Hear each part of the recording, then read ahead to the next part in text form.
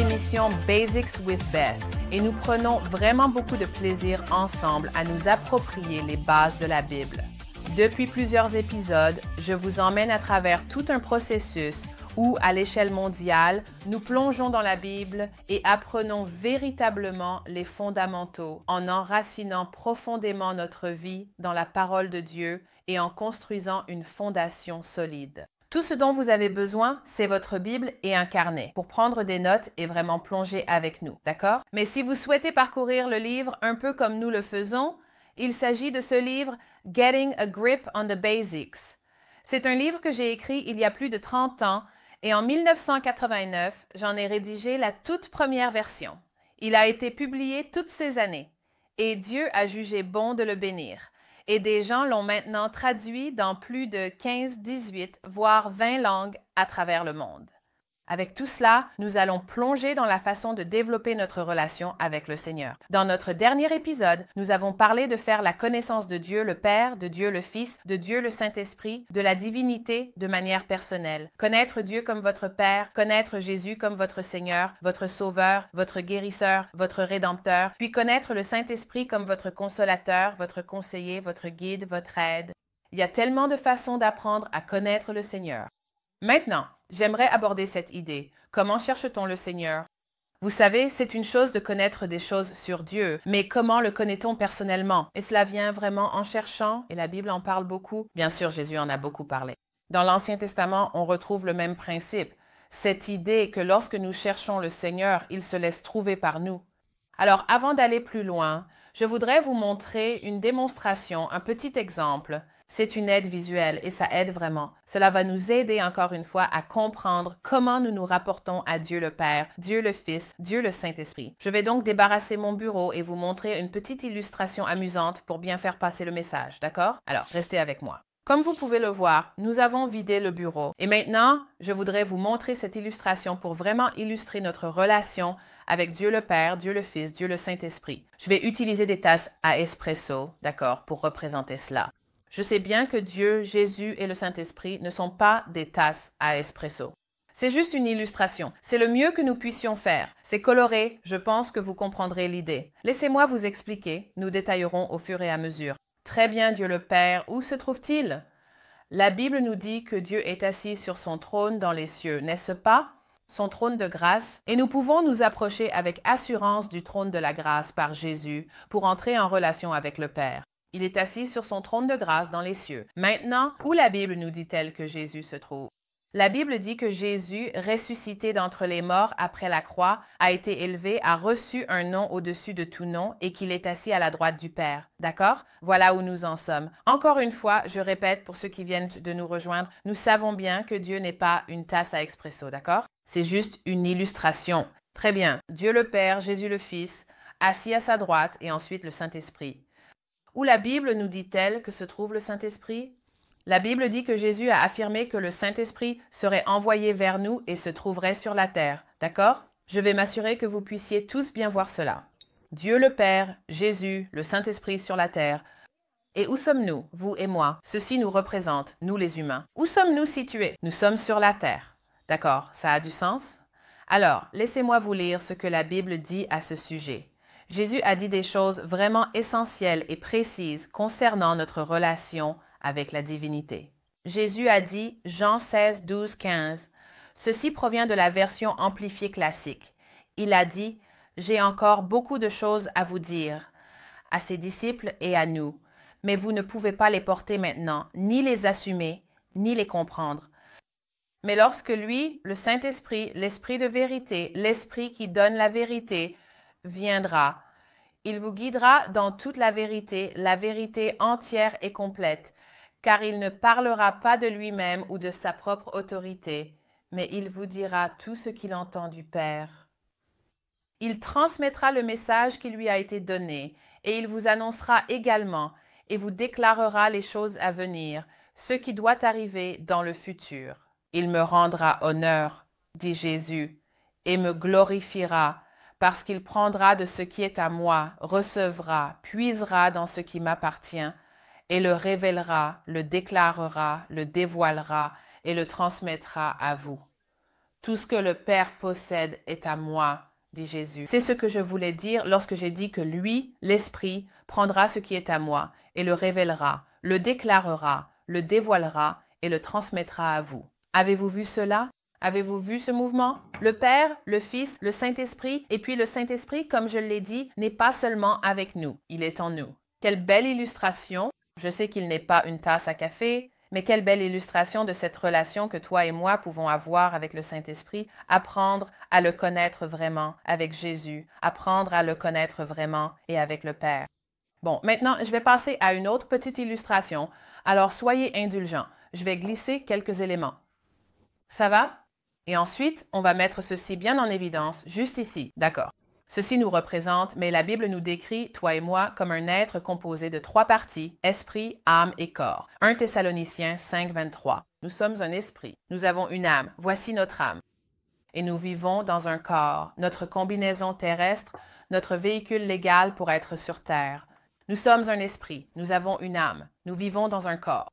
Maintenant, le Saint-Esprit vit en nous et il est avec nous, mais il vit en nous. Donc, nous allons un peu réunir ces 2 éléments. D'accord? Donc, le désir de Dieu est que nous ayons une relation avec la divinité et que, depuis notre esprit, depuis notre cœur, il transmette, déclare, divulgue, se révèle à nous. Et il veut que notre homme spirituel, notre cœur, notre homme intérieur soit fort. Et en réalité, pour dire la vérité, il veut que notre homme intérieur, avec l'aide du Saint-Esprit, domine notre âme, c'est-à-dire notre esprit, nos émotions, notre volonté, et qu'il domine aussi notre corps, notre chair.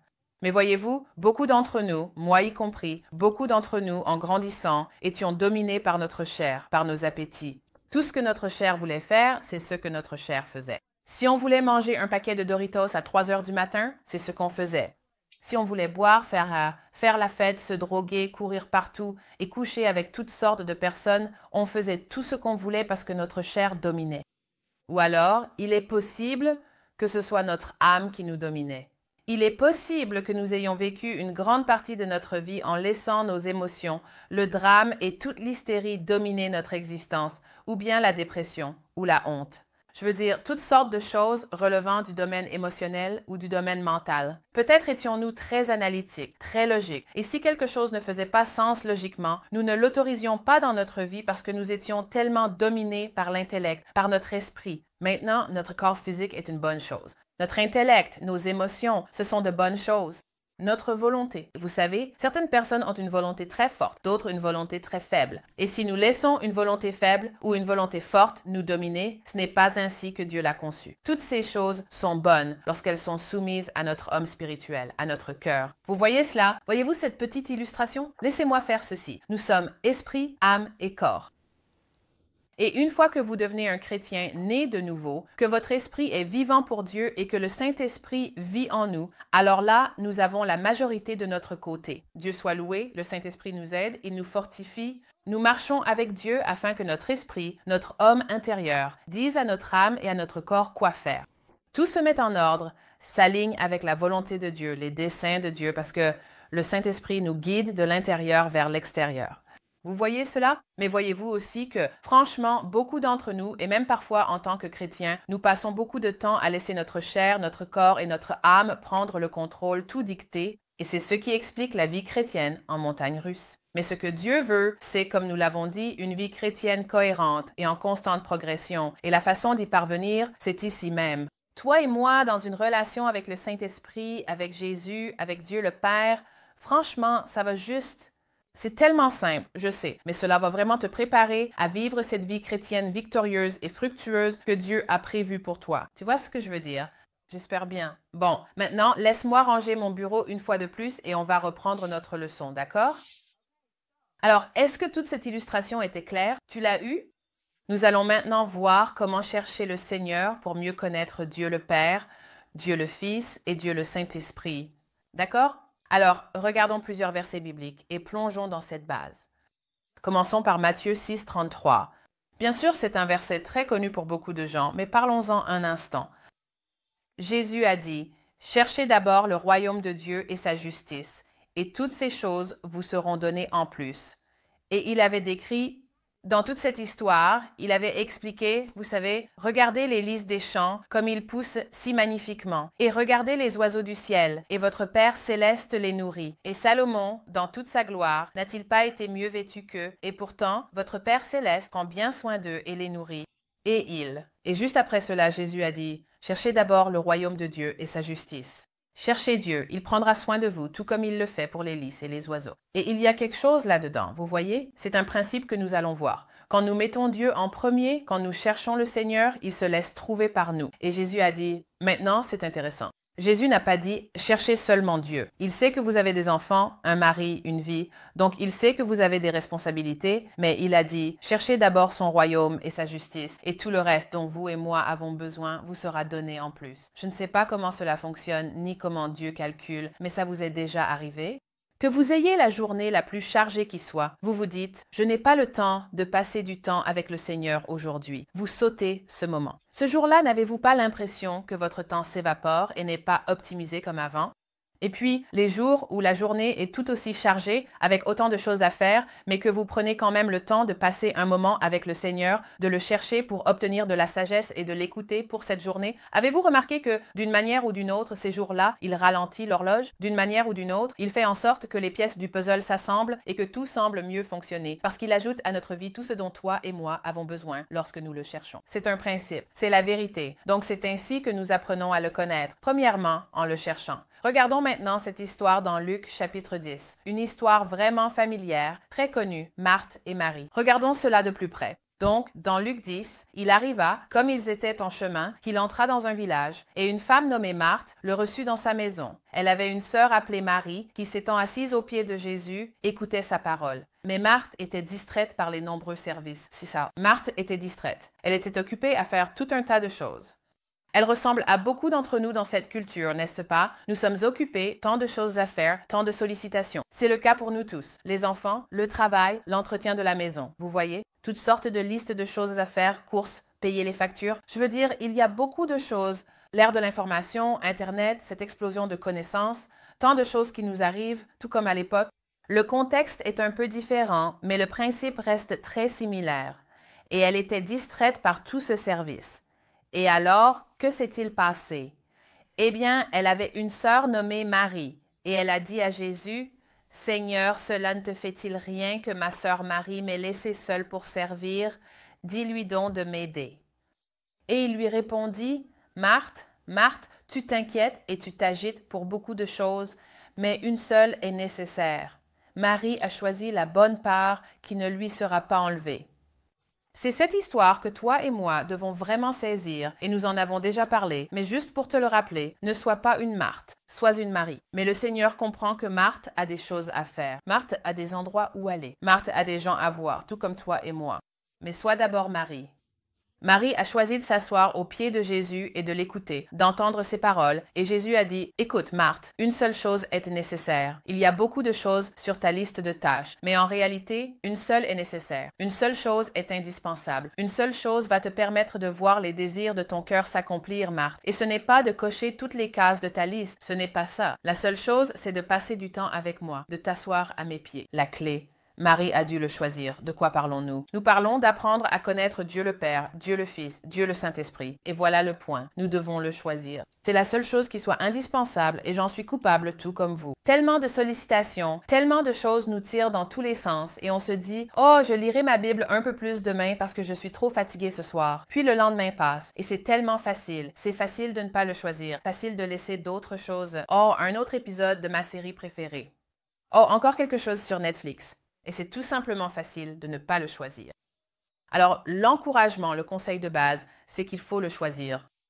À quel moment dans ton emploi du temps peux-tu dégager du temps juste pour dire « Jésus, je te choisis. Je choisis de m'asseoir à tes pieds, d'écouter ta parole, d'apprendre à te connaître, toi, le Père et le Saint-Esprit. » Et tu verras que c'est la seule chose dont tu as besoin. Cela t'apportera la joie, la paix, la sagesse, la clarté, le repos intérieur. Qu'as-tu fait? Tu l'as cherché en premier. C'était la seule chose nécessaire. Eh bien, c'est certain, nous le voyons clairement. Quoi d'autre voyons-nous? Il y a beaucoup d'autres versets que nous pourrions examiner, mais regardons-en juste quelques-uns de plus. J'aime particulièrement celui-ci dans Apocalypse 15-16, cette idée de chercher le Seigneur. Non seulement chercher le Seigneur, mais le chercher de tout ton cœur. Saviez-vous qu'il n'y a nulle part dans la Bible, ce qui est intéressant, il n'y a nulle part dans la Bible où Dieu s'est engagé à se laisser trouver par ceux qui le cherchent à moitié? En fait, il a promis et s'est engagé à se laisser trouver par ceux qui le cherchent de tout leur cœur. Donc, cette question de tout donner, c'est de cela que je veux parler. Encore une fois, c'est un choix et il est facile de se laisser aller. C'est facile de se reposer sur ses lauriers. C'est facile de passer en mode maintenance. C'est facile de vivre avec la manne d'hier, une vieille manne. C'est facile de vivre sur le témoignage de l'année dernière.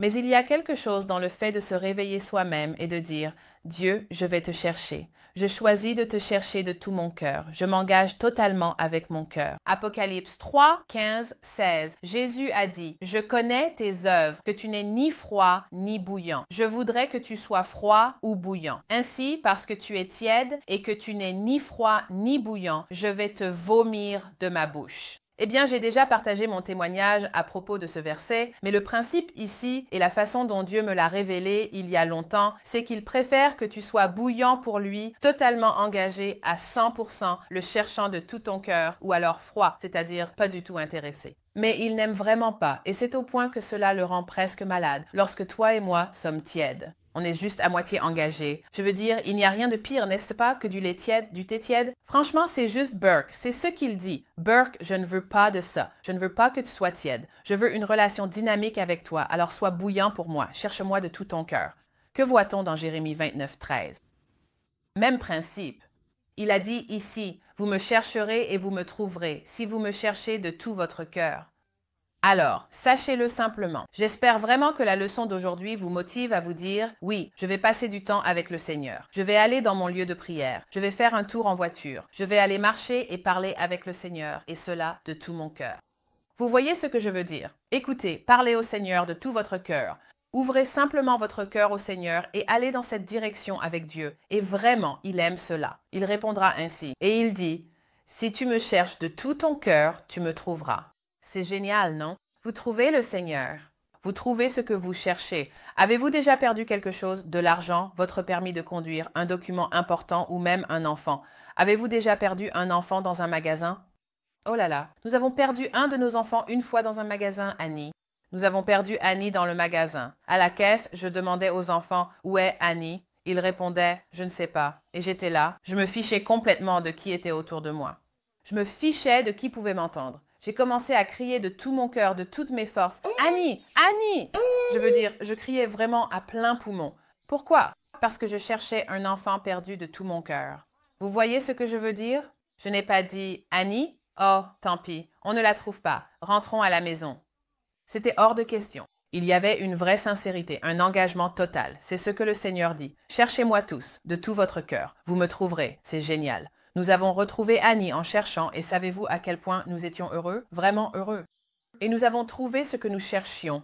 Quand tu cherches le Seigneur, tu le trouves.